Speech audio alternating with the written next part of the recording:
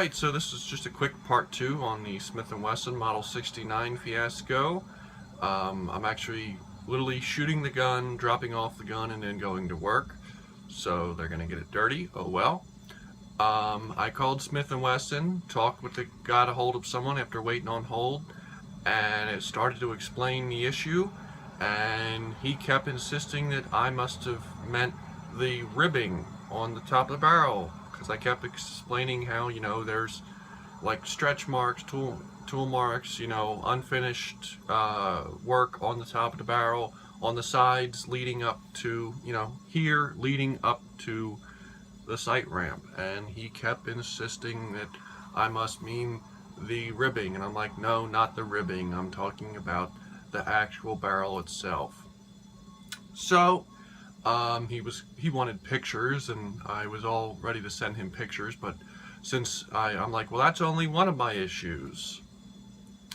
And I said to him, I'm like, also the ejector rod needs to be fixed.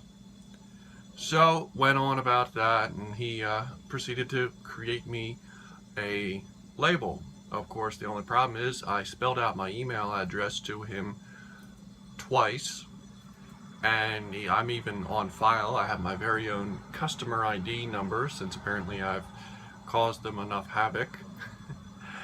And he proceeded to misspell my email address twice. My email address is fairly simple to figure out, and he screwed it up twice, even after I explained to him how to spell it. So basically the gun is going back. I asked them turnaround time. I'm like, I know Christmas time, you always say month and a half to 2 months, and I get the response of 4 to 5 weeks.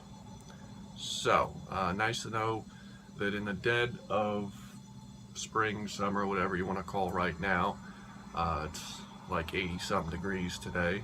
So yeah, even in that time of year when their sales are kind of down, they still take 4 to 5 weeks for repair. Maybe I'll get lucky. Maybe they'll surprise me and send it back quicker. It was funny. I was on the Walther website the other day and looked at the warranty work, and they said guaranteed 10 to 11 day turnaround time, guaranteed, or something like that. I forget.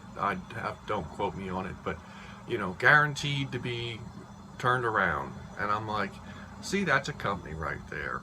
That's a good company motto. But yeah, literally I'm running right out the door, so this is kind of quick, but I've put the normal grips back on the gun because I don't want them marring up my nice grips when they look at the gun. Sadly, I'm going to leave my sights on it and the spring kit on it because I'm not going to the trouble of removing all that stuff.